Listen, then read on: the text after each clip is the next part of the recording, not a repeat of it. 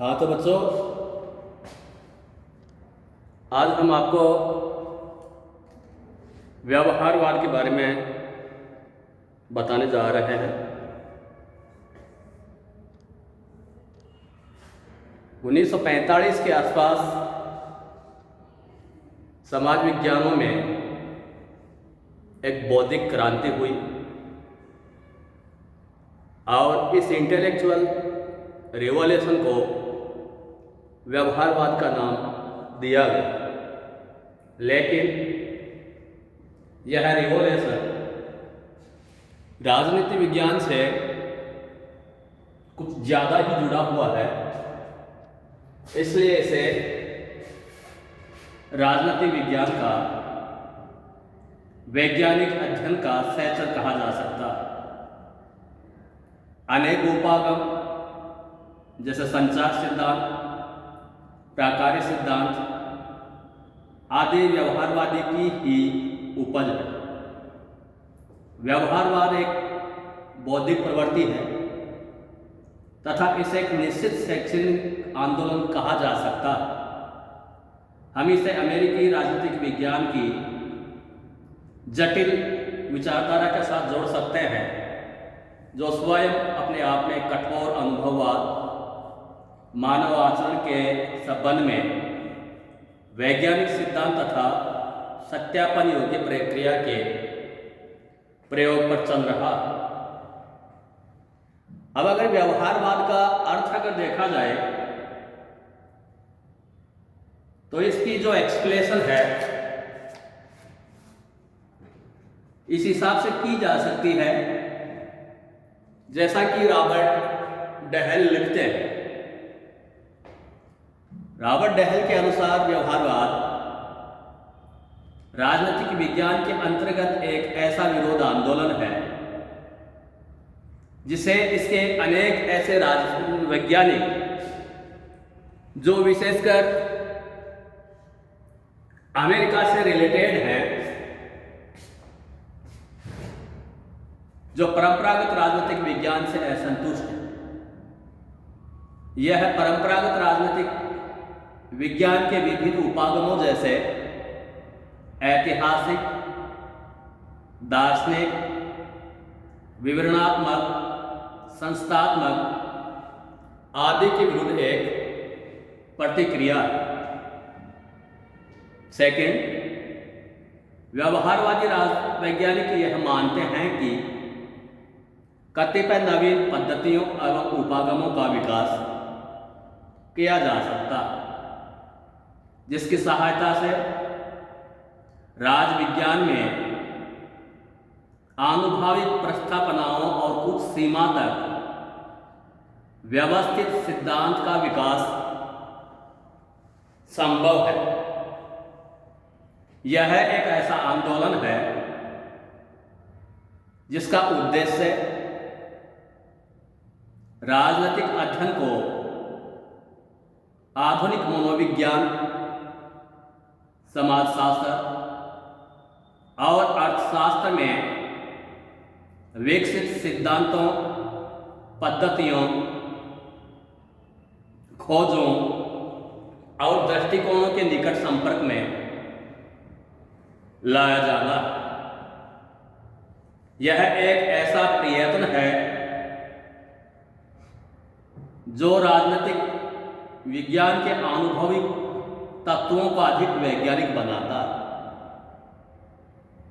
इसका उद्देश्य प्रशासन संबंधी सभी घटनाओं को मनुष्यों के एक ऐसे व्यवहार के रूप में प्रस्तुत करना है जिसका परीक्षण कर लिया गया हो अथवा जिसका परीक्षण किया जा सकता।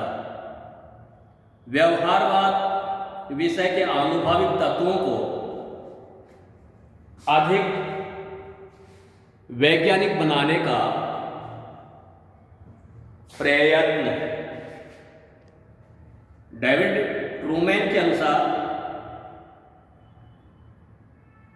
व्यवहारवादी उपागम से अभिप्राय है कि अनुसंधान व्यवस्थित हो तथा उसका प्रमुख आग्रह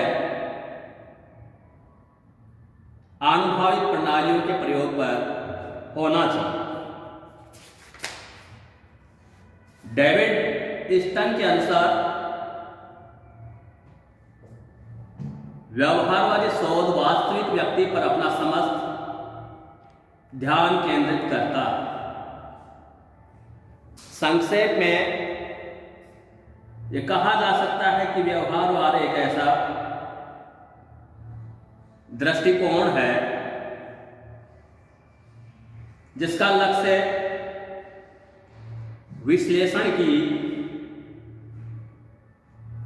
नई नई इकाइयों, नई पद्धतियों, नई तकनीकों, नए तथ्यों और एक व्यवस्थित सिद्धांत के विकास को प्राप्त करना।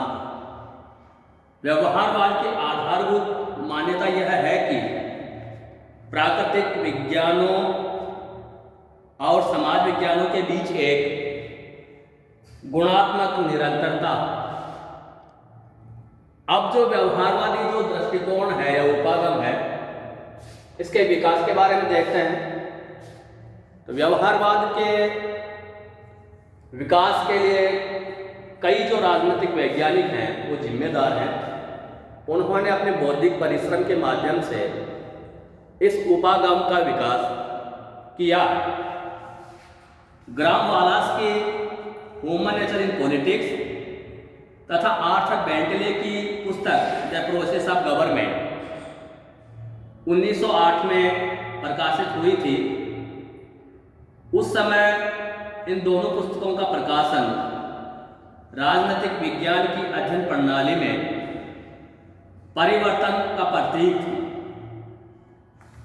अब राजनीतिक की औपचारिक प्रक्रियाओं पर अधिक और राज्य की राजनीतिक संस्थाओं पर कम बल दिया जाने लगा। राजनीतिक विज्ञान के अध्ययन में सोशलॉजी, साइकोलॉजी जैसी सामाजिक विज्ञान की शाखाओं का खुलकर प्रयोग किया जाने लगा। व्यवहारवादी उपागम द्वितीय विश्व युद्ध की जटिल परिस्थितियों की उपज है। द्वितीय विश्व युद्ध के समय अनेक यूरोपीय विद्वानों को भागकर अमेरिका जाना पड़ा। युद्धकाल परिस्थितियों में उन्हें अनुभववादी तथा मूल्य निरपेक्षवादी बना दिया तथा इन्होंने व्यवहारवादी आंदोलन को जन्म दिया। व्यवहारवाद का आधार अनुभववाद है। अमेरिका में चार्ल्स मॉरियम ने व्यवहारवाद की अगुवाई की। मॉरियम की पुस्तक न्यू एस्पेक्ट्स ऑफ पॉलिटिक्स जो 1925 में प्रकाशित हुई थी, अनुभववादियों की प्रेरणा का स्रोत बन गई। मॉरियम के अधीन राजनीति शास्त्रियों के समूह ने राजनीतिक विज्ञान को समाजशास्त्र, मनोविज्ञान, दर्शन, सांख्यिकी, अर्थशास्त्र एवं मानव शास्त्र जैसे विज्ञानों के निकट लाने का हर संभव प्रयत्न किया।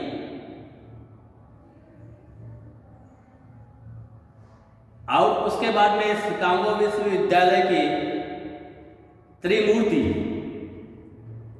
टीवी स्मिथ, चार्ल्स मॉरियम और हैरोल्ड लासवेल को अभिनव राजनीतिक विज्ञान का संस्थापक कहा जाता है। इसे शिकागो संप्रदाय में कहा जाता है। Charles Merriam social science research council के पहले चेयरमैन थे। उन्होंने न्यू एस्पेक्ट ऑफ पॉलिटिक्स पुस्तक लिखकर राजशास्त्र को विज्ञान बनाने का नारा दिया। मॉरियम के प्रेरणा से सुप्रसिद्ध शिकागो संप्रदाय व्यवहारवाद का गढ़ बन गया। मॉरियम के बाद Harold Lasswell, David Easton, Almond Coleman, Karl Deutsch, Edward Shils आदि ने व्यवहारवादी अध्ययनों को आगे बढ़ाया। रॉबर्ट डहेल और सीमूर एम लिपसेट ने शोध कार्य के सिद्धांत निर्माण पर जोर दिया। व्यवहारवाद के विकास में डेविड स्टर्न का योगदान अत्यंत महत्वपूर्ण रहा है और आगे चलकर यही डेविड स्टर्न व्यवहारवाद में अभिनव क्रांति उत्तर व्यवहारवाद का भी उद्बोधक बना। अब जो व्यवहारवाद के जो बेसिक जो कारण हैं उनकी एक्सप्लेनेशन करेंगे। व्यवहारवाद की कुछ मान्यताएं हैं, जो सिद्धांत हैं, उनके बारे में बताएंगे और उसके बाद में जो डेविड स्टर्न जिनका व्यवहारवाद के विकास में काफ़ी योगदान माना जाता है, उन्होंने अपनी कृति द बिहेवियरलिज्म एंड एक्सप्लेनेशन में व्यवहारवाद के 8 सिद्धांत बनाए थे और इन सिद्धांतों को डेविड स्टर्न बौद्धिकता के सिद्धांत कहकर पुकारता था। तो आज बच्चों इतना ही।